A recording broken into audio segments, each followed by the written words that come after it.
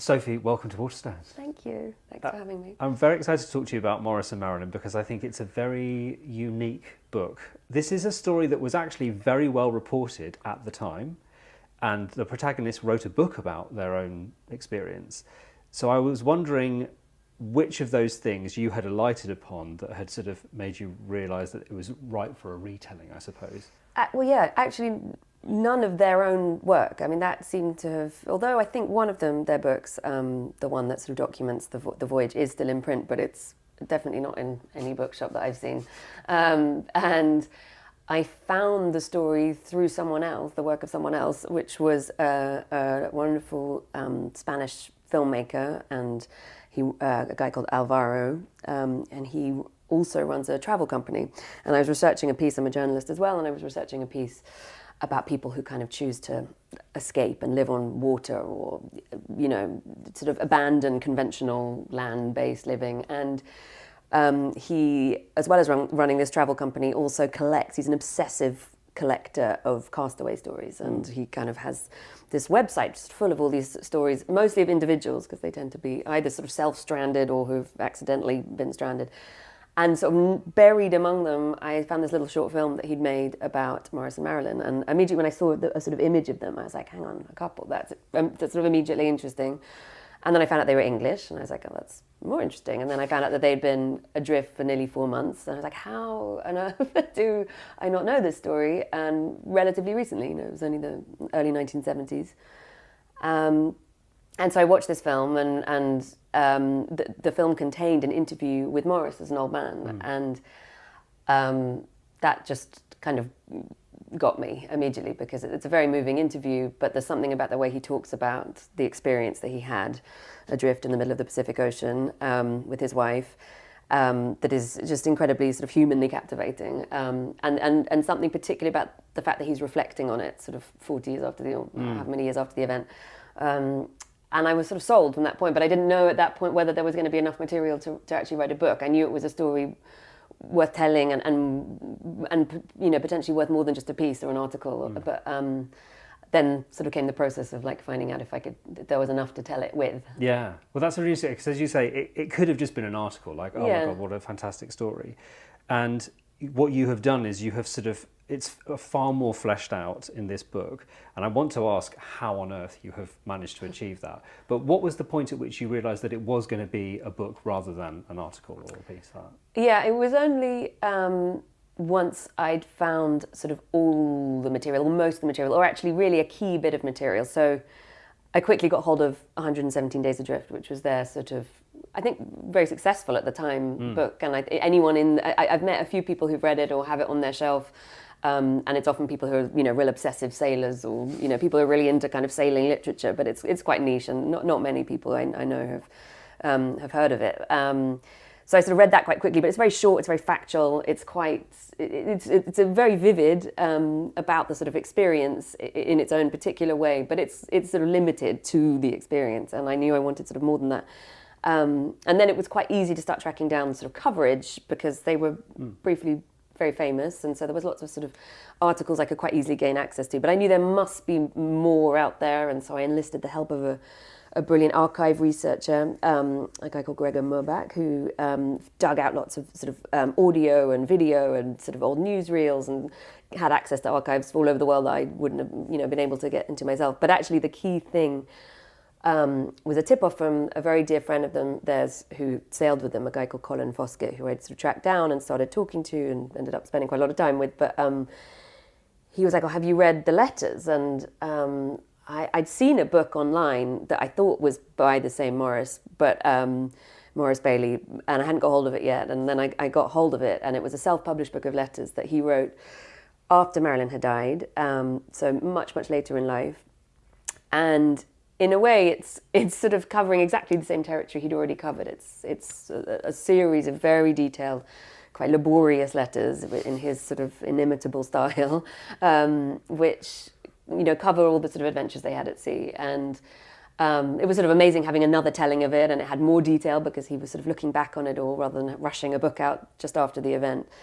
But what was really incredible about it, and I guess that was the sort of clinching moment of knowing that it could it was sort of worthy of a book was that each letter seemed to begin and end with just these sort of kind of howls of pain, really, and of grief, because he's writing them about a year and a half. He starts writing them about a year and a half after Maralyn dies. And he's a man just, well, sort of ironically adrift again in grief. He really, she was the sort of driving force of so many things, and of much of their relationship, and of much of him as a person in the world, because he sort of struggled as a person in the world in lots of ways, Maurice.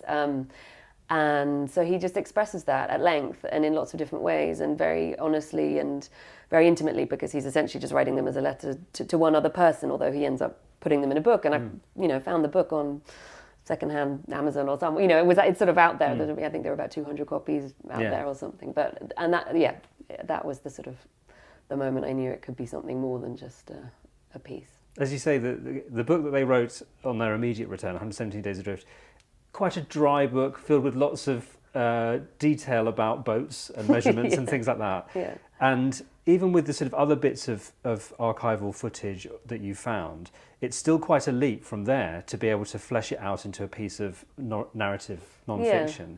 And I am genuinely sort of agog sometimes when I was reading this book, like, how have you managed to do that? Because I feel like I'm absolutely there with them. How have you managed to make that leap?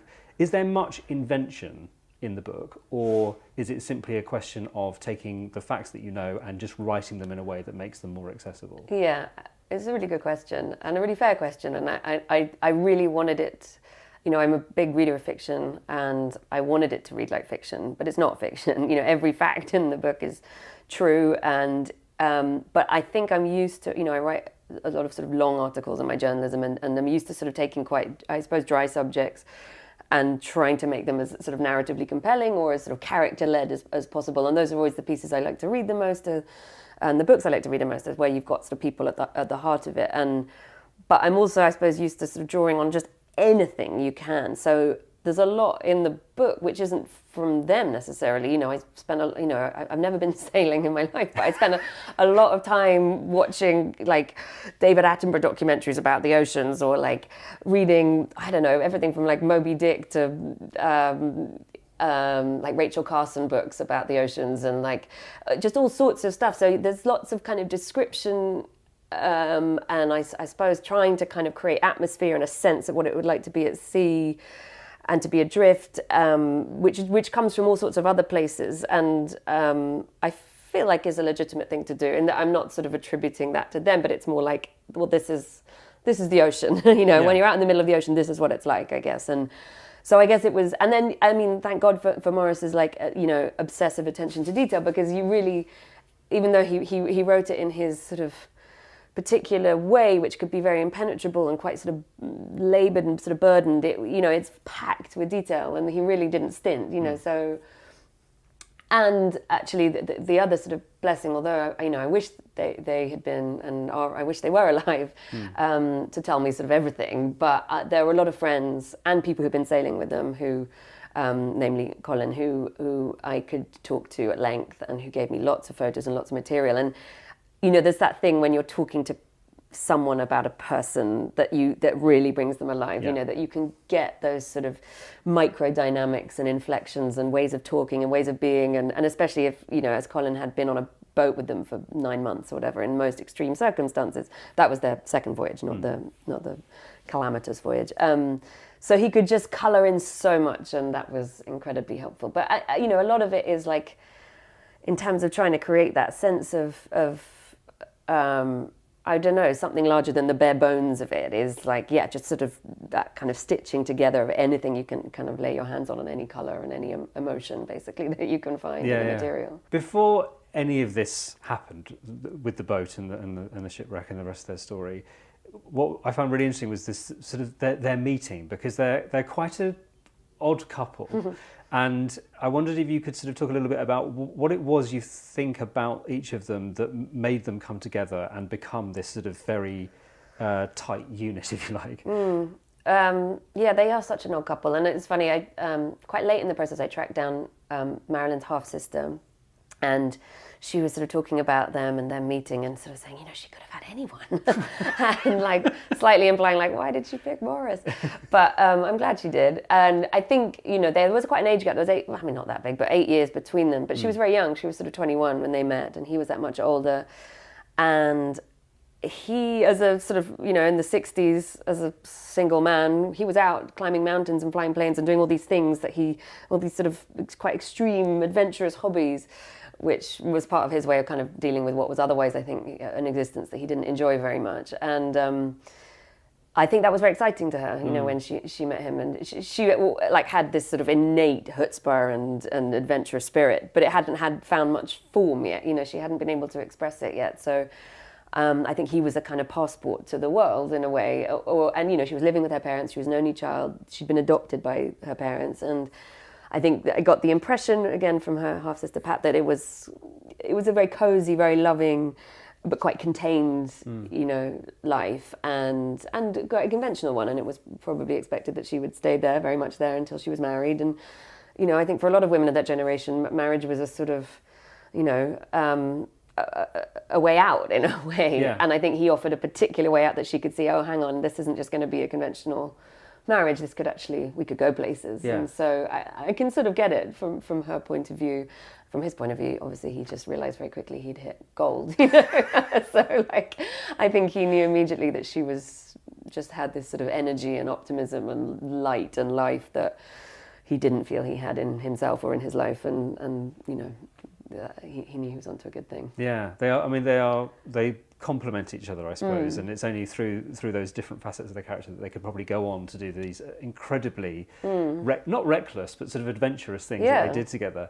That spirit, as you say, that's in both of them, of adventure and a sort of restlessness, like not wanting to be stuck. They worked really hard in order to be able to get this boat to go on this voyage. And there's a moment when they first leave, and in Maurice's words, he talks about that real division that happens once the rope is cast off and you leave fixed land and you get out on the water. It's the kind of thing that actually gives me the fear, because I'm slightly fearful of the water. But he talks about that sort of break, and it's almost like an escape. And I wondered if you had a sense of what it was he was trying to escape from, because he does feel this relief once he gets on the water. Yeah, completely. I mean, I think he is very eloquent on that point and was very clear about it, in terms of what he was trying to escape. I think he had a pretty unhappy childhood. He was a sort of a strict and quite religious sort of upbringing in various ways, and something that was something he rejected quite early. And so I think he was sort of trying to escape childhood, and then to do that he'd moved to sort of Derby, and he'd got a job, and he was in a printing press, and that also felt quite limited in its own way. And and he was sort of desperate to escape Derby. He was sort of always wanting to escape, I feel like, Maurice, from such a sort of early stage in his life. And that sort of took physical form of like, okay, if I can then it was England, I've got to like leave this. Everything felt oppressive to him, I think, sort of daily life, sort of daily working life, but domestic life, sort of the kind of jobs and chores and all of those things. He just wanted sort of out. But I feel like when someone wants to escape on every front like that, there's the sort of underlying message, isn't there, that like they're escaping themselves to an extent. They're trying to escape themselves, and I think he always was, and that's why Maralyn was such a sort of gift for him, because she was a sort of way of escaping himself, because she kind of allowed him to think and in a different way and live in a different way. But so was doing a voyage like this. It was like, you don't get much more extreme, I guess, than two of you trying to sail to New Zealand from England. And so that was the sort of ultimate escape, I suppose. And to him, it was also always this thing he would keep saying was about trying to get away from civilization. It was really trying to get away from people, and as though if you were sort of out in the middle of the ocean, finally you might feel free. And I suppose that was one of the things that always sort of got me about him, was I don't know, it's the sort of myth of that in a way, how we think and we all sort of have that feeling, I think, sometimes of like, if I could just get away, then things will be okay. And of course you end up in that place, and turns out you're still there, and with all your same thoughts and problems and everything else. But I think he felt that very, very acutely. And I think in a way, the open ocean, did give him that in a way. I think he did sort of absolutely revel in the sort of in nature and in the sort of wonder of that, but also the sort of nothingness of it. I think being kind of at one with like the stars and the water was a sort of very, as close as he got to a sort of peace, I think, in a way. You have to be careful what you wish for, don't you? Because Yeah. what happens on that voyage, we want readers obviously to discover all of the sort of plot points, but I guess, we know that the boat is hit by a whale, it sinks, they are then adrift for, as you say, nearly 4 months. And then absolutely left to their own devices, just the two of them in the middle of the ocean. And that physical survival is something, as you say, through your research, that you're able to describe really well, how you have to find a way of collecting water, how you have to find a way of food, finding food to eat. And some of those scenes are really quite grim for somebody who's used to a sandwich from Tesco's or whatever. But there's a mental aspect as well, and some of those demons that you've mentioned, him sort of trying to escape, he's left to kind of fester with. And the quiet and subtle ways in which Maralyn is this incredible person trying to keep their spirits up is one of the absolute joys of this book. Tell me a little bit about her and the very clever ways in which she just tries to keep him alive, really. Yeah, I mean, I think what she realised quickly, he's pragmatic, Maurice. He can do stuff and he can sort of fix things, and he's very good with, technical things, but, my God, he can take himself down. He very quickly was sort of succumbing to like despair, really, and just didn't really have any hope in their survival. And he writes about this, very, very honestly, especially in the later book of letters when he's looking back and it's sort of more clear-sighted, I guess, about his limitations in that sort of setting. And she was the opposite. She just, and it's funny, you get that from his account, that he's always crediting her with being the reason he survived and they survived.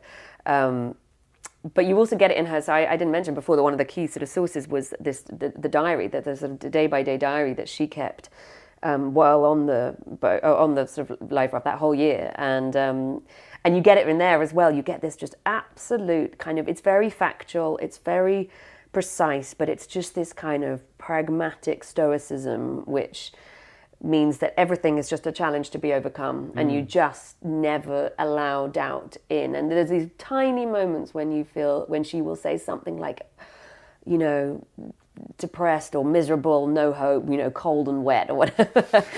And they're so rare that you're really struck. You think, oh my God, if she's, on the edge, then, you're worried. But for the most part, she is working out how to fish. She's like turning a safety pin into a fish hook. She makes a water bottle. She cuts the top of a water bottle and turns it around and like makes it into a sort of fish catcher. She works out how to carve up a turtle. She's like, it's a bit like carving a chicken, we can, and just figures out that the fat is good, but you can eat the eyeballs. When Maurice is ill, she's giving him turtle eyeballs to eat because they contain this kind of rich fluid, and she makes them play games. She insists that they kind of read the 2 books that they managed to salvage from the boat. She sort of says like, right, let's read them line by line. And Maurice writes about this very fondly. He's sort of like, what's the point? I don't want to read these books, but she sort of says no, she knows that they have to keep their minds alive and healthy. But I feel like the key thing, and it's amazing seeing these drawings actually in her diary where they start sketching it out, but the sort of key thing that she hit upon was like, they had to believe in a future. They had to believe the future was real, because if you stop believing the future is real, then that's it. If you stop believing that survival is possible, then that's probably the most likely way that you're not going to survive. And she comes up with this plan that they're going to go again. They're not going to go back to their life when they're rescued.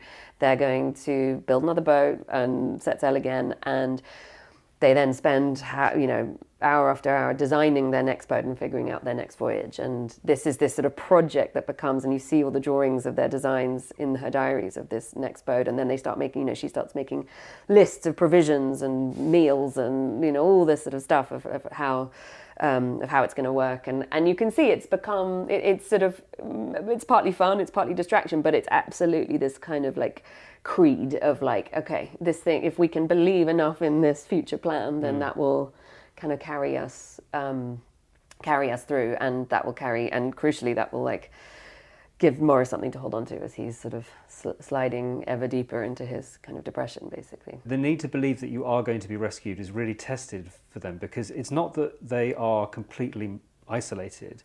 They see ships going past, and there's this awful thing of seeing a ship and thinking, will be rescued, Yeah. and then it disappears. And then because there were quite a few ships that went past them, thinking we're never going to be rescued by a ship because it's just never going to see us. It doesn't matter because there's such a small speck on the horizon that it's Yeah. going to disappear. You know, that is quite something to describe. Tell me a little bit about that kind of hopelessness.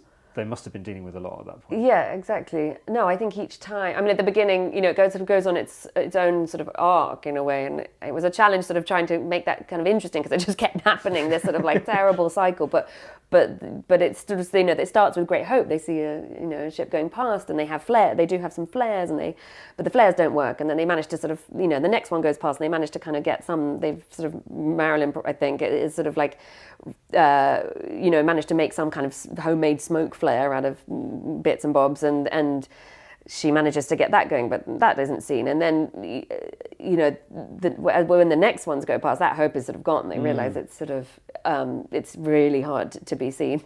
And, you know, that I think it's after the fourth or fifth when they sort of, in a way, it's kind of, I mean, his is sort of pure despairing, but hers is almost like defiance. She has this sort of idea that, like, well, if they're not going to see us, then we don't care about them. You know, fine. You know, we don't need you. We'll just carry on regardless. And it's sort of testament to her spirit in that way of like, instead of sort of internalizing that as defeat, she sort of, it's almost galvanizing, you know, and I mean, they don't give up, and she doesn't give up, but it is, I mean, I think I would have given up after the first one, frankly. You know, it's sort of incredible that it is 7 in the end that go past, without seeing them or stopping. Yeah. I think you do, because you do read the book and you think, what is the point at which I'd be like, okay, I can't keep hope going anymore. And it is so important, isn't it, that there are two of them. If you are there with somebody else, that does make all the difference. But there's also something about their relationship, and the book is filled with these really tender moments that are observed by us, the reader. There's one where she takes a comb and she's combing when they're in their most sort of bedraggled state, she combs his hair and sort of strokes his cheek, and it just makes your heart just kind of absolutely break like that.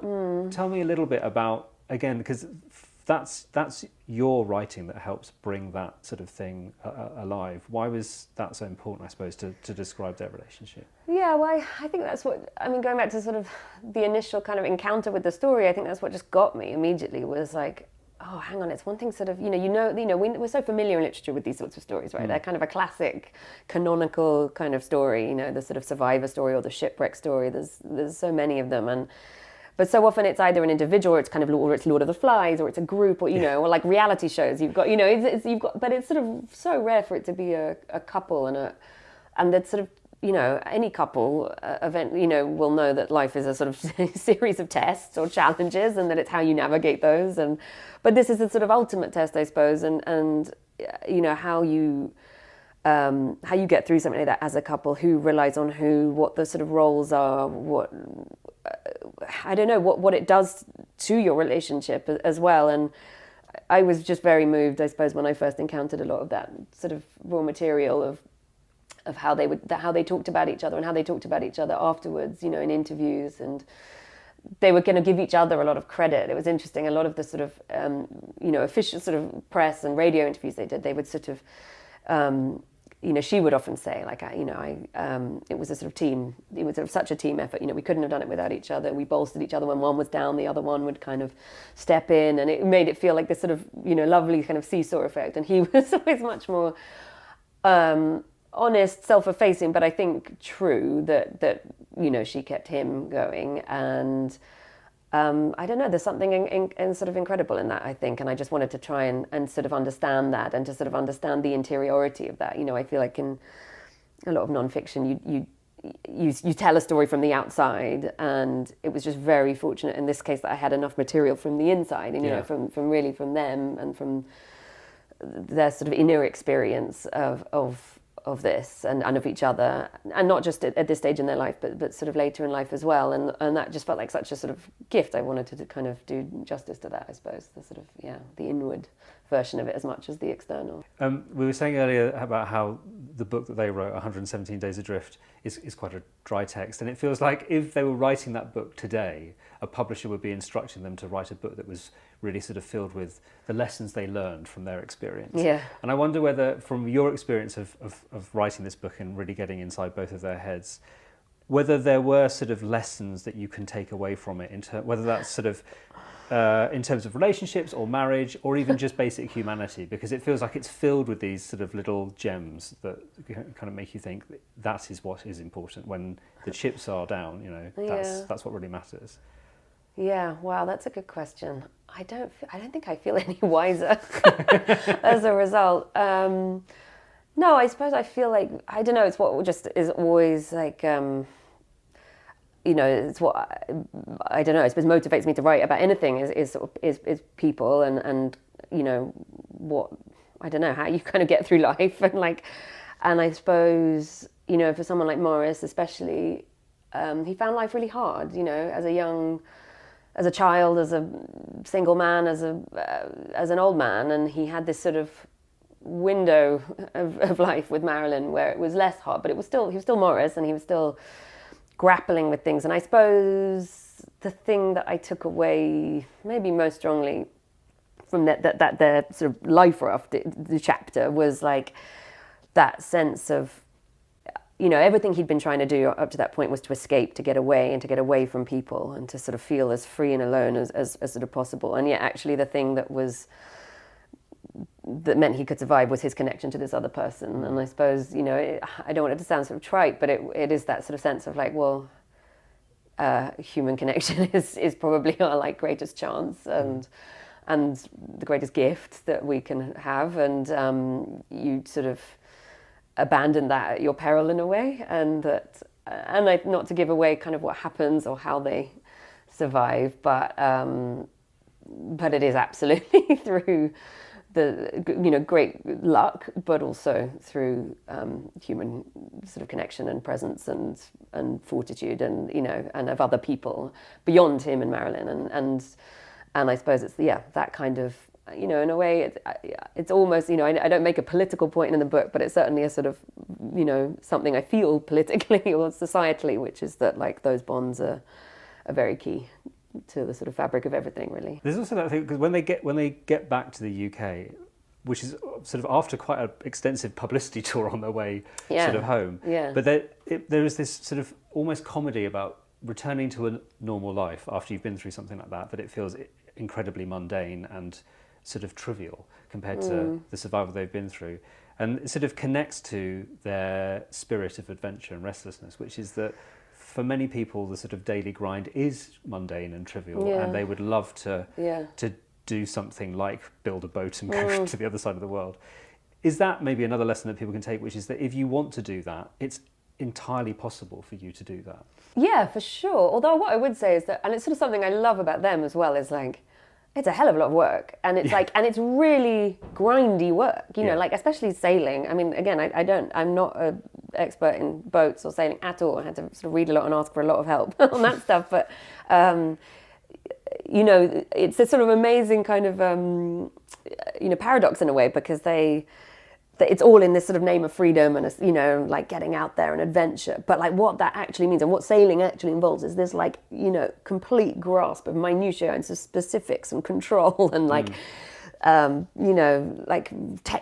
huge sort of technical sort of knowledge and know-how and sort of and graft, just the sort of day-to-day kind of and night-to-night, constant graft of being on a voyage like that. But absolutely, I think it's sort of, maybe I suppose maybe if there's a sort of something lesson to be drawn from that, it's in your own, that those sort of maybe those adventures, more accessible adventures, are there to be sort of taken or explored, and you can sort of find your own way of finding that freedom, but that, or maybe just that impulse of sort of breaking routine, which is sort of, and again, that doesn't have to be done on such a kind of extreme scale, but that it's really important to do that, to kind of energize yourself, I suppose, in that way. And just to finish off, you mentioned that obviously you were writing this book without being able to speak to either Maurice or Maralyn about their lives, but you did get to speak to some of their friends. If it had been possible to speak to either of them, is there a question that you would really wanted to have got an answer to?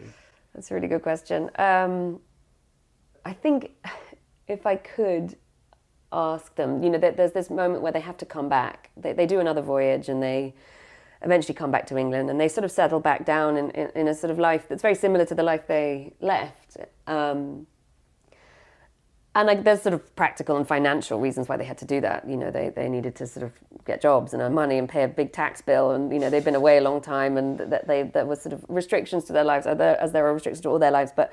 And they kept walking and climbing and sort of, you know, getting like scratching that itch in other ways. But I guess they sold their boat, and again, it was, you know, they couldn't afford to keep it. But I sort of wondered why they just never went again. You know, what kept them in England? What kept them, I suppose, sort of living this sort of replica of the life that they'd chosen to leave. And you know, I feel like always that instinct in them was very strong, to sort of had to adventure, and yeah, why they didn't kind of set off again into the world.